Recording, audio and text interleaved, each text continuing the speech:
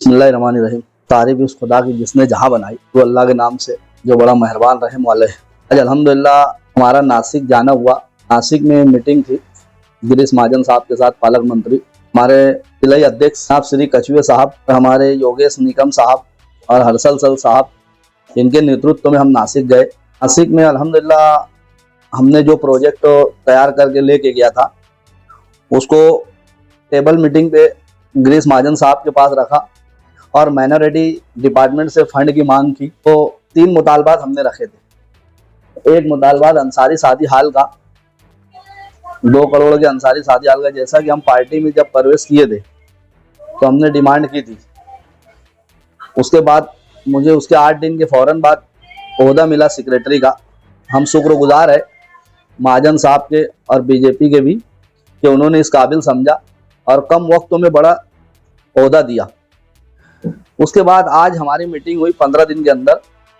उन्होंने हमारे तीनों मुतालबात मंजूर किए। पहला तो अंसारी शादी हाल का और दूसरा जो रहा वो हज हाउस। आज मालेगांव में हज हाउस की सख्त ज़रूरत है।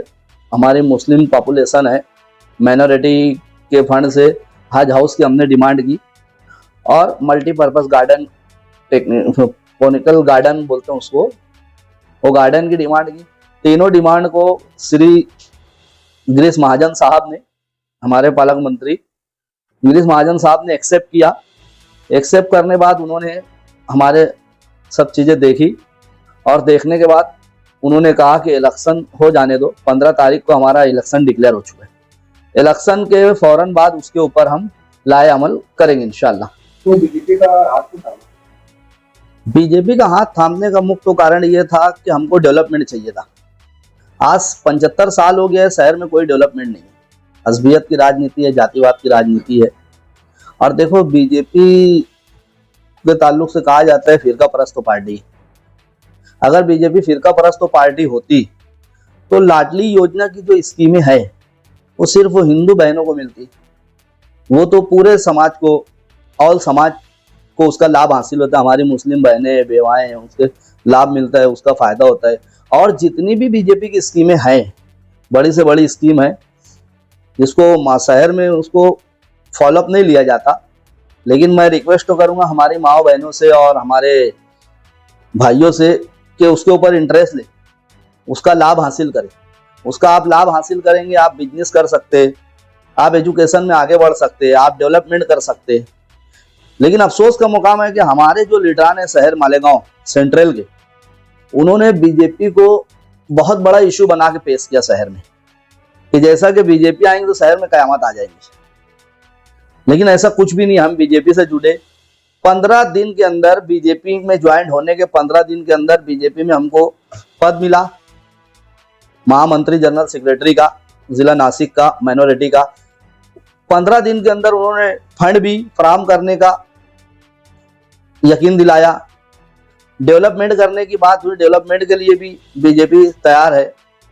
हमारा बोलने का मतलब ये कि बीजेपी को फिरका परस्त पार्टी जो बोलते हैं वो कौन सा सेकुलर है। MIM पार्टी जो है वो भी, उसका नाम ही इनसे इत्तेहादुल मुस्लिमीन है। जबकि हम रहते हैं इंडिया में, और इंडिया में हम रहते हैं, यहाँ पे हर मजहब, हर जात के लोग रहते हैं। किसी एक समाज के नाम पे पार्टी बना लेना ये इंडिया में पॉसिबल नहीं है। ये इस तरह की राजनीति नहीं करना चाहिए। हर समाज को साथ लेके चलेंगे तो देश तरक्की करेगा। और समाज जब साथ आएगा, मुस्लिम, हिंदू, भाई भाई सब साथ आएंगे तो देश तरक्की करेगा। लेकिन हम महज एक तबके को, एक बिरादरी को, एक समाज को बांट के राजनीति शहर में करते हैं, जो कि गलत है। जिस वक्त बीजेपी ज्वाइन किया था तो कहा था कि मालेगांव शहर पर जो मसाइल आए हुए हैं वो खत्म कर देंगे हम ज्वाइन करते, और नारा भी दिया था कि शहर को बचाना है तो बीजेपी को लाना है। तो शहर में जो मसाइल है, जैसे जन्म दाखिला वगैरह के मसाइल, तो महंगाई बांग्लादेशी के नाम पर परेशान किया जा रहा है, तो ये मसाइल कब तक खत्म होंगे? मैं आपके सवाल का आपसे जवाब चाहूंगा कि इस शहर के अंदर इस मसले मसाइल को लाया कौन? ये परेशानी शहर में कौन लाया? किसकी हिम्मत पे ये परेशानी आई? किरेट सुमैया साहब को कोई ख्वाब तो नहीं गिरा था। हमारे अपनों ने उनको हर चीजों से रोशनाइश कराया, उसके बाद वो मालेगांव आए। और रही बात जिस तरह से जो परेशानी हुई जन्म दाखिले मामले में और ये सब मामलात में, तो इंशाल्लाह हम उसको हल करने की कोशिश कर रहे हैं।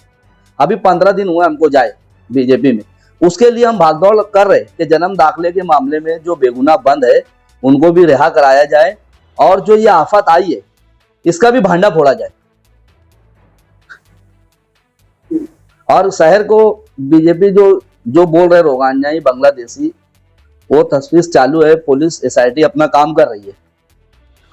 उसके वो मामलात को लेकर अभी हम कुछ नहीं कहेंगे, लेकिन ये बात है कि इंशाल्लाह हम उसके ऊपर मेहनत करके उसको रुकवाने की कोशिश करेंगे, और जो बेगुनाह बंद है उसे बाहर लाने की कोशिश करेंगे। ये हम उसके ऊपर मेहनत कर रहे हैं। ये एक मामला नहीं है, अनगिनत मामलात के ऊपर गवर्नमेंट को यहाँ से हर अनगिनत मामलात दिए जाते हैं कि ऐसा है, ऐसा है, ऐसा है। अब ये काम तो शहर के आमदार गए ना शहर को बचाने का। आज आमदार है, उनको आवाज उठाना चाहिए, उनको इस मामले में बोलना चाहिए शहर के आमदार को। जन्म दाखिले के मामले में उनकी कोई एक्टिविटी नहीं है। वो बोलते हैं कि इन्होंने लाया, उन्होंने लाया, इन्होंने लाया, उन्होंने लाया। ठीक है, वो लाए, आपने क्या किया? आपने भी तो उसके ऊपर कुछ अमल नहीं किया अभी तक। आपका काम था आमदार साहब का कि ये हाउस में आवाज उठाते, उसके ऊपर भागदौड़ करते, उसके ऊपर काम करते, और उसको नहीं रोकवा सकते तो कम से कम उसको जो बेगुनाह बंद है उसे रिहा कराने की कोशिश करते। उन्होंने कुछ काम नहीं किया। माइनॉरिटी डिफेंस के नाम पे जो माइनॉरिटी डिफेंस बनी वो भागदौड़ कर रहे, और उनके जो भी अपने बात है वो कर रहे। अभी आगे देखते हैं उस पर वो क्या करते हैं। इलेक्शन डिक्लेयर हो गया है, 15 जनवरी को इलेक्शन है, 16 को रिजल्ट है। अब इस दौरान आचार संहिता लागू हुई है, इस दौरान तो हम अभी कुछ कह नहीं सकते, लेकिन अल्लाह की ज़ात से उम्मीद है, कोशिश करेंगे कि जल्द से जल्द उस मामले को शहर से क्लोज कराया जाए और एसआईटी बंद कराई जाए।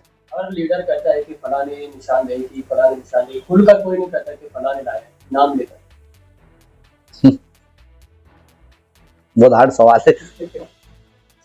देखो, ऐसा है कि जो इसके ऊपर राजनीति कर रहे, कोई लाया, कोई रोकाया, कोई बचाया, कोई हटाया, जो भी इस तरह की राजनीति कर रहे, लेकिन उनको एक बात समझ लेना चाहिए कि अगर उनकी वजह से बेगुनाह जेल में जाते और उनके घर के ऊपर प्रॉब्लम आती, आफत आती, परेशानी आती, तो उसके जिम्मेदार वो होते हैं। तो किसी मजलूम की हाय से भी बचना चाहिए। उन्होंने ये काम किया और जिन्होंने भी किया उनको उसका भुगतान भुगतना है। देर है दुरुस्त तो है। इस हाथ दे उस हाथ ले, सौदा दस्त तो बदस्ती है। आगे आप देखेंगे इंशाल्लाह कि जिन लोगों ने भी इस तरह के काम किए है, जिन लोगों ने भी ये सब कदम उठा के परेशान करने, वो उनके अंजाम को पहुंचेंगे इंशाल्लाह। रहमान भाई, आपको ओहदा मिलने बहुत ही कम वक्त हुआ है जी, लेकिन आपने मैं देख रहा हूँ कि आप इस शहर में स्कीमें ला रहे हैं, तो इसकी क्या वजह? देखो, एक्चुअली ऐसा है ना कि बीजेपी, हमारी जो पार्टी है बीजेपी, भारतीय जनता पार्टी, ये डेवलपमेंट पे यकीन रखती है। और हमारे जो पीएम साहब आदरणीय श्री नरेंद्र मोदी जी, उनका नारा है सबका साथ सबका विकास। विकास की राजनीति करती है बीजेपी और विकास के लिए काम करती है। दूसरी बात है कि फडणवीस सीएम, हमारे जो फडणवीस जी है, श्री फडणवीस जी, वो भी डेवलपमेंट की राजनीति करते हैं। उनको भी मालेगांव को लेकर बहुत डेवलपमेंट की इच्छा है कि मैं मालेगांव में कितना डेवलपमेंट करूं। उसके लिए हम भागदौड़ कर रहे ताकि वो जो उनकी इच्छा है, उनका ख्वाब पूरा हो मालेगांव में डेवलपमेंट करके। इसके पीछे हम हमारे जिले जो सदर है श्री कछुए साहब, नीलेश कछुए साहब, उनका बहुत साथ रहा मुझे। उन्होंने बहुत हेल्प की मेरी ओहदा में देने में और करने में, बहुत साथ दिए मेरा। इनके साथ साथ जो है अपने योगेश निकम सर है और हर्षल सर है, वो मुझे कदम कदम पर रहनुमाई कर रहे कि इस तरह से करो, इस तरह से करो, इस तरह डेवलपमेंट के लिए। तो मैं उनका भी शुक्रगुजार हूँ। और अल्लाह की ज़ात से उम्मीद है कि जिस गुमान में, जिस यकीन और गुमान के साथ आया हूँ, इंशाल्लाह अल्लाह वो पूरा कराएगा। और आगे फ्यूचर में मैं इससे ज्यादा डेवलपमेंट करने की कोशिश करूंगा। आपके अज़ाइम? मेरे अज़ाइम शहर के लिए बस इतना है कि मेरा शहर डेवलप हो। यहाँ की रोड है, गटर है, सड़कें है, स्टेडियम हो, बच्चों को खेल कूद के लिए मैदान हो, स्टेडियम अच्छे से अच्छा स्टेडियम हो, एजुकेशन हो, ITI कॉलेजेस हो, और MBBS कॉलेज हो, IT कॉलेज हो, ताकि हमारे मुस्लिम कौम के माइनॉरिटी के हमारे बच्चे बाहर न जाते हुए शहर में एजुकेशन हासिल करें। एजुकेशन हासिल करके वो आगे बढ़ेंगे, शहर डेवलप होगा, मुस्लिम कम्युनिटी डेवलप होंगी, उनको एजुकेशन आने से उनको रोजगार मिलेगा, उनके तरक्की होंगी। हमारे यही अज़ाम है कि किस तरह से मालेगांव डेवलप हो, क्योंकि मालेगांव 75 साल से बिगड़ा है। आज कोई ऐसी रोड सड़क नहीं है जिसपे हम जाए और सुकून से जा पाते हैं। आप देखो सारा शहर खंडर बन गए, शहर के अंदर कोई किस्म का डेवलपमेंट नहीं है। आज यहाँ पे एक रोड का इफ्तिताह करते हैं तो 10 लोग, एक रोड के इफ्तिताह में 10 लोग शामिल होते हैं, और वो 10 लोग जो शामिल होते हैं 1 साल वो रोड चल नहीं पाता। कितने घटिया क्वालिटी का ये डेवलपमेंट कर जो भी रोड बनी होता है। इसलिए हमको राजनीति में आना पड़ा, और इसलिए हम चाहते हैं कि शहर खूब डेवलप करे, खूब डेवलप हो। कॉर्पोरेशन इलेक्शन का ऐलान हो चुका है, 15 जनवरी को वोटिंग होगी, तो आप किस वार्ड से उम्मीदवारी करने का इरादा रखते हैं? जी देखो, इलेक्शन की उम्मीदवारी का मामला ऐसा है कि जो हमारे ऊपर के बड़े लीडर है जो, वो सब फैसला करेंगे। हम तो फैसला नहीं कर सकते, उनके फैसले के साथ हम चलेंगे। वो जो बोलेंगे उनका आदर करेंगे हम, और उनकी बात मान के वो कैंडिडेट किसको लड़ाना किसको नहीं लड़ाना, हमारे वरिष्ठ लीडर बैठ के मीटिंग करेंगे और उनके हिसाब से हम चलेंगे। मैं खुद उम्मीदवारी नहीं करूंगा, लेकिन मैं मेरी जगह पे अगर पार्टी ने मुझे उम्मीदवारी का मौका दिया तो मैं मेरी जगह पे मैं किसी दूसरे को मौका देकर उसको भी आगे बढ़ाने की कोशिश करूंगा, लेकिन मैं बाज़ाब्ता उम्मीदवारी नहीं करूंगा। मैं इलेक्शन में और सियासत में मैं सिर्फ डेवलपमेंट के वास्ते आया हूँ। मैं इलेक्शन लड़ने, मेयर बनने, कारपोरेटर बनने नहीं आया।